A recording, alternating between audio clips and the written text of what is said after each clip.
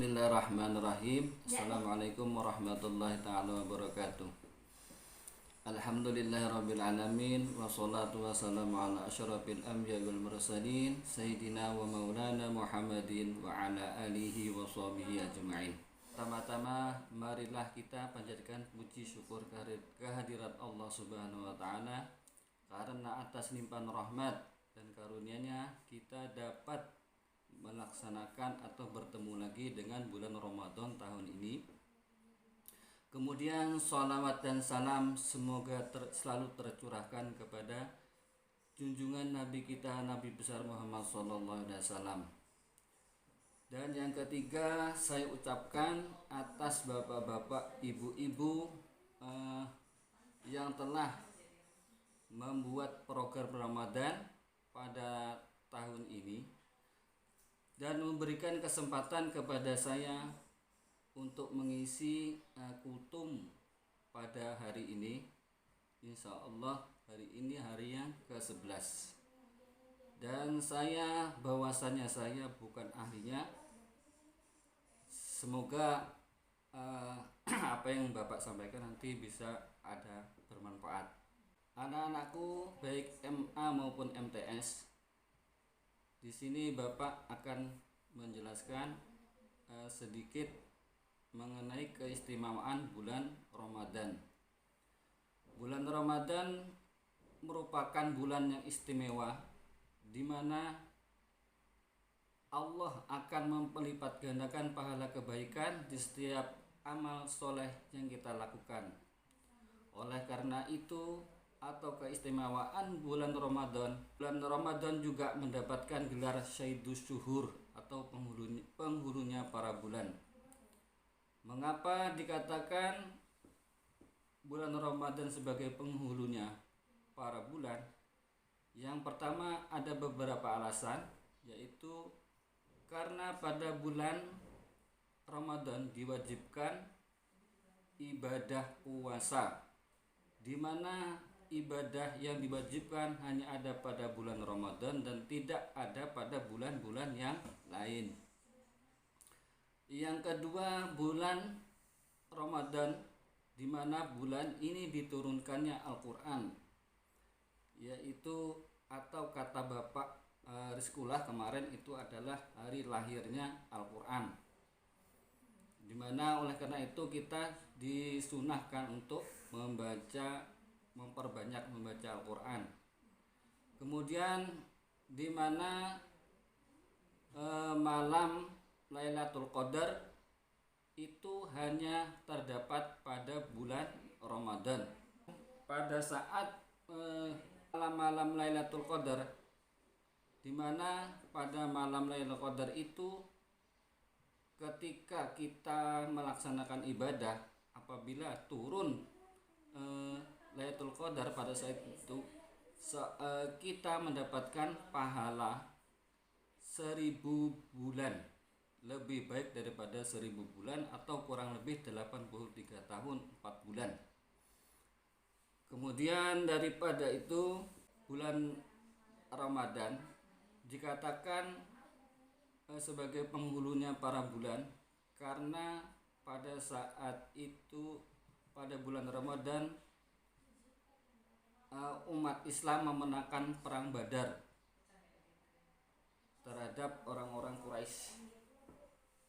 Dan yang kelima, di situ atau pada bulan Ramadan terjadinya penaklukan kota Mekah. Itulah beberapa alasan mengapa bulan Ramadan dikatakan sebagai penghulunya para bulan. Kemudian di sini Bapak akan mengaitkan sedikit dengan pelajaran PKN. Yang pertama tadi disebutkan bahwasannya bulan Ramadan mempunyai keistimewaan karena diwajibkan bagi orang-orang yang beriman untuk melaksanakan ibadah puasa sebagaimana diwajibkan atas orang-orang sebelum kita. Berarti di situ kita juga merupakan sebagai pewaris daripada orang-orang terdahulu semenjak Nabi Adam hingga umat Nabi Muhammad SAW, di mana juga di situ terkenal ibadahnya atau puasanya Nabi Daud yang sehari puasa kemudian sehari berbuka. Kemudian di sana diwajibkan, ada kata wajib, berarti di situ ada hukum. Hukum kalau di dalam Islam kan ada hukum wajib, kemudian hukumnya sunnah, kemudian ada hukum mubah, dan juga hukum makruh. Di mana berarti kata-kata wajib di situ ada apabila dikaitkan dengan kita pelajaran PKN, kita berhubungan dengan sistem hukum, di mana pengertian hukum adalah kumpulan atau himpunan daripada beberapa peraturan-peraturan yang dibuat oleh pihak berwenang yang sifat si hukum adalah memaksa dan memberikan sanksi bagi si pelanggarnya. Begitu pula Allah di sini mewajibkan bagi orang yang beriman untuk melaksanakan ibadah puasa.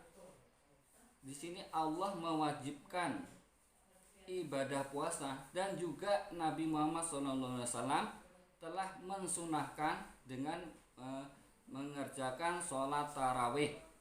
Jadi di sini masa ini yang memerintah adalah atau yang membuat peraturan adalah Allah sebagai penguasa alam ini dan yang menciptakan kita. Jadi kita harus mentaati atau melaksanakan ibadah puasa karena sifatnya wajib. Berarti kalau tidak mengerjakan berarti mendapat sanksi. Sanksinya berarti kan nanti di akhirat. Kemudian mengenai sebagai contoh, kalau kita sebagai masyarakat di kehidupan bermasyarakat, hukum itu seperti kita adanya hukum lalu lintas. Kita diwajibkan untuk berkendaraan umpamanya memakai helm, kemudian harus mempunyai surat-surat kelengkapan baik STNK maupun SIM. Yang penting di sini biasanya kita harus memakaikan helm. Peraturannya itu apabila tidak memakai helm atau peraturan yang lain maka akan mendapatkan sanksi. Sanksi itu berat. Kalau dalam istilah dalam lalu lintas itu bisa kita mendapat tilang. Itulah persamaan antara sebagai contoh wajibnya kita melaksanakan ibadah puasa dan juga tata tertib atau hukum dalam melaksanakan peraturan lalu lintas. Kemudian selain contoh daripada lalu lintas, kita khususnya anak-anak itu dalam masa pembelajaran di sekolah, bahwasannya guru biasanya memberikan tugas itu yang harus dikerjakan atau dikumpulkan oleh anak-anak semua. Di sini apabila anak-anak tidak mengumpulkan tugas maka mendapatkan teguran pertama, kemudian bisa sanksi. Karena di situ dibalik daripada guru memberikan tugas itu maka untuk kebaikan daripada kalian semua. Yang pertama untuk menambah ilmu, yang kemudian untuk dalam administrasi bahwasanya anak-anak memerlukan nilai untuk rapot kelulusan. Itu pula Allah memberikan kewajiban kepada kita dalam mewajibkan kita melaksanakan ibadah puasa. Itu pasti ada kelebihan atau manfaat yang tidak kita ketahui daripada tanpa kita sadari yang adanya manfaat daripada melaksanakan ibadah puasa. Seperti tadi ibaratnya dicontohkan kepada hukum lalu lintas. Apabila kita melanggar peraturan lalu lintas, umpamanya kita berkendara tidak memakai helm, apabila terjadi sesuatu kecelakaan, auzubillah min dzalik, yang ibaratnya sifatnya kecil, umpamanya jatuh, karena adanya helm itu bisa melindungi daripada kepala kita. Itu adalah manfaat daripada kita mentaati peraturan Allah. Bapak kira itu saja isi kultum daripada hari ini. Semoga anak-anak dapat mengambil manfaat atau mengambil intisari yang Bapak sedikit berikan masukan. Kemudian bisa Bapak simpulkan bahwa hari ini materi hari ini adalah mengapa bulan Ramadan merupakan bulan yang istimewa. Karena yang pertama adalah bulan Ramadan merupakan bulan penghulunya para bulan atau pemimpin daripada bulan, yang tentunya mempunyai kelebihan-kelebihan di antara bulan yang lain. Yang pertama tadi disebutkan bahwasannya Allah mewajibkan kepada orang beriman untuk berpuasa. Yang kemudian diturunkannya Al-Quran, atau istilahnya juga hari ulang tahunnya Al-Quran, yang merupakan juga mukjizat yang paling besar yang diberikan Allah kepada Nabi Muhammad SAW.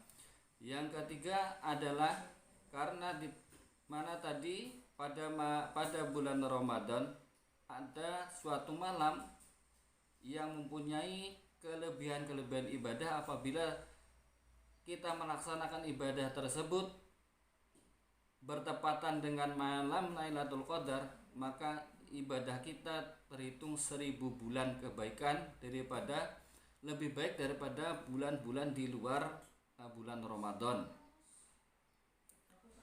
Kemudian yang keempat, karena tadi disebutkan bahwasanya terjadinya perang Badar itu pada bulan Ramadan, dan alhamdulillah umat Islam memenangkannya itu pada tanggal 17 Ramadan pada tahun kedua Hijriah.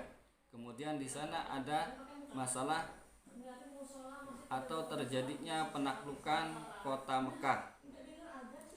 Dan kemudian semoga anak-anak dapat dengan isi materi Bapak, semoga anak-anak tetap rajin mengerjakan tugas-tugas daripada yang diperintahkan daripada guru-guru, baik Bapak Ibu.